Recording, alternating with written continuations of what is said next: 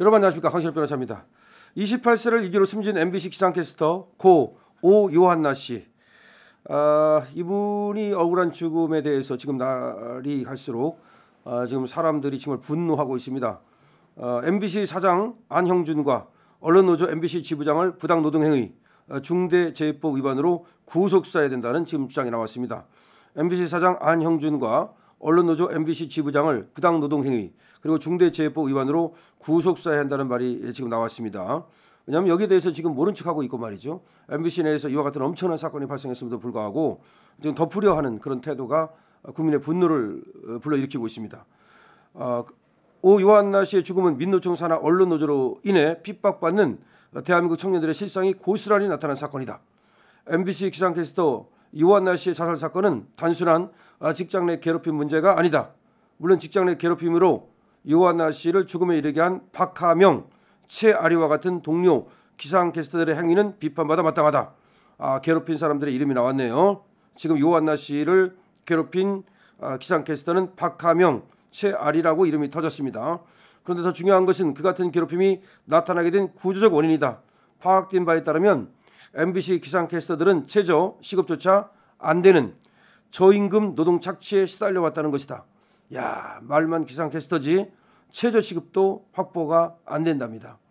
죽은 요한나 씨의 최종 연봉이 1,600만 원밖에 안 되었다는 것이다. 이것을 월로 환산하면 130 내지 140만 원 수준이다. MBC 정규직의 평균 연봉이 1억을 넘은 지가 언젠데 겨우 130 내지 140의 월급이라니, 한마디로 언론노조가 중심이 된 MBC 정규직의 고연봉을 유지하기 위해 비정규직 파트타임 노동자의 노동을 착취해왔다는 것이 확인되는 대목이다. 청년들 피를 빨아먹고 있는 민노총이라는 것이 확인되는 것이다. 이뿐 아니다. 파악된 바에 따르면 요한나 씨를 괴롭히게 된 과정도 기상캐스터 내 지나친 경쟁을 유도한 인사정책 때문이었다. 즉 MBC 노조에 충성하고 활동에 열심히 했던 사람을 정규직으로 전환시켜 내부 구성원끼리의 지나친 경쟁을 유도했다는 것이다. 그로 인해 비정규직이었던 요한나, 박하명, 최아리 등이 경쟁하고 갈등했다는 점이다. 이렇게 기상캐스터 팀 내에서 정규직 전환이라는 바늘구멍을 뚫기 위해 노조에 잘 보이려고 애쓰고 서로 갈등하고 핥히는 과정에서 후배인 요한나를 견제하는 직장 내 괴롭힘이 발생한 것이다. 결국 비정규직 기상캐스터들에 대한 비인간적인 노동 착취와 노조의 충성을 유도하는 정규직 전환을 둘러싼 MBC 기상캐스터들 간의 갈등과 알력이 요한나 씨의 죽음을 부른 원인이다. 따라서 부당노동 행위와 직장 내 괴롭힘으로 요한나 씨를 죽음에 이르게 한 MBC 안형준 사장과 언론노조 MBC 지부장을 부당노동 행위와 중대재해법 위반으로 구속 수사해야 한다. 그리고 고 요한나 씨의 죽음을 외면해서는 안 되는 이유가 또 있는데, 지금 정규직 중심인 민노총 산하 노조 때문에 대한민국 청년들이 얼마나 고통받고 있는가, 고 요한나 씨의 죽음으로 이를 고스란히 알려야 하고 이것이 고스란히 드러났기 때문이다. 자, 지금 고 요한나 씨의 죽음을 두고 지금 MBC의 책임과 언론노조 MBC 지부의 책임을 지금 얘기하고 있는 지금 글인데요. 자, 지금 MBC 기상캐스터 요한나 씨의 죽음이 직장 내 괴롭힘 때문이라고 알려지고 있습니다. 그리고 지금 같은 동료 기상캐스터라고 하는 것인데, 이 기상캐스터들이 괴롭히게 된 이유를 보면은 직장 내 구조적 문제점이 있다는 겁니다. 지금 요한나 씨의 최종 연봉이 1,600만 원밖에 안 되었다는 것이고, 이거는 최저임금에도 이르지 못하는 것이죠. 그런데 이것이 바로 고액 연봉을 받는 정규직 노조원들을 위한 것이 아니냐라고 하는 문제를 제기하고 있는 거고요. 그다음에 지나친 어떤 갈등, 그러니까 경쟁, 이런 것 때문에 이런 문제가 발생한 것이 아니냐. 그러니까 정규직으로 들어가기 위해서 바늘구멍을 뚫기 위해서 위에 잘 보여야 되고, 또 정규직만 들어가면 고액 연봉이 이제 확보되고, 이런 어떤 직장 내 문제, 이것이 이런 사고를 가져왔다라고 지금 질타하고 있는 겁니다. 어쨌든 MBC에서 이와 같은 부당 노동 행위가 벌어진 것은 사실이고요. 그리고 이거에 대해서 누가 책임을 질 것인가라는 문제입니다. 누가 책임을 질 것인가? 물론 이 가해자들은 당연히 책임을 져야 되겠죠. 수사도 해야 되고 그리고 MBC 내부에서의 징계도 있어야 될 겁니다. 근데 그것만 갖고는 안 되고 MBC 사장과 MBC 언론노조 지부장이 이 책임을 져야 된다는 것이 이 지금 글의 요지입니다. 그렇습니다. 지금 MBC가 다른 일에는 그렇게 관심이 많고 뭐 윤석열 대통령이 뭐 어떻고 나라가 어떻고 그렇게 어떤 뭐 진보적 색채를 드러내는 척하고 인권을 얘기하고 뭐 그러는데 막상 직원 인권은 신경 안 씁니까? 막상 자기 내부에서 MBC를 위해서 일하는 사람들, 그 사람이 파트타임이 됐든 비정규직이 됐든 정규직이 됐든 어쨌든 MBC를 위해서 일하는 사람들 아닙니까?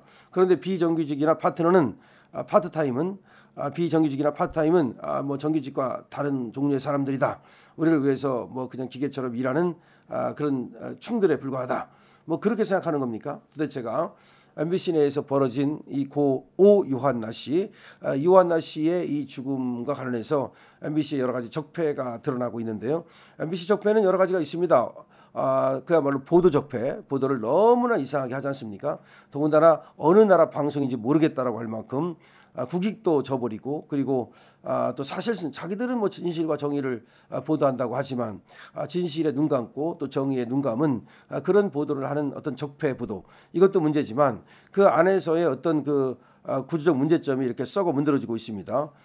거기서 안에서 인정받으려면 뭐 노조 들어가고 그리고 위에 잘 보이고 이런 사람들은 뭐 좋을지 모르겠습니다만 그렇지 못하면 완전히 왕따가 돼가지고서 그 누구도 신경 쓰지 않는 그런 한 구석에서 볕도 못 쬐고 그렇게 살아야 되는 것은 아닌지 그런 생각이 듭니다. 적어도 공영방송이라면 전에 그래도 우리 국민의 사랑을 받았던 MBC라면 이렇게 망가지는 모습을 보여서는 안 되겠다는 생각이 드는데요. 여러분들은 어떻게 생각하십니까? 지금 MBC 안영준 사장이라는 사람도 사실은 저번에 그 이진숙 방통위원장만 탄핵 소추되지 않았더라면 벌써 이 교체가 됐을 사람인데 그렇지 않고 계속해서 사장을 하면서 이렇게 있는데 이 고 오유한나 씨의 사건을 갖다가 이 다루는 것이 보면은 뭔가 숨기고 그리고 자기들의 책임을 지금 회피하려는 면피하려는 그런 태도를 보이고 있어서 너무나 실망스럽다 이런 얘기가 나오고 있습니다. 그리고 또 MBC 언론노조 지부, 그러니까 이제 언론노조가 있는데 거기 MBC 지부가 있고 KBS 지부가 있고 SBS 지부가 있고 이렇지 않겠습니까? 근데 그 언론노조 MBC 지부 여기에 적어도 노조라면은 그런 사람들을 보호하는 그런 역할을 했어야 되는데, 그러니까 노동 행위가 부당 노동 행위가 일어나지 않도록 직장 내 괴롭힘이 일어나지 않도록 그런 행위를 했어야 되는데 그런 것들에 소홀했다는 점에서 책임을 져야 된다고 말하고 있는 겁니다. 근데 이 글은 말이죠, 소홀했다는 것뿐만 아니라 나아가서는 그런 것들을 부추기는 그런 MBC의 직장 문화가 있던 게 아니냐, 구조적인 문제 아니냐 이렇게 문제를 제기하고 있는 겁니다.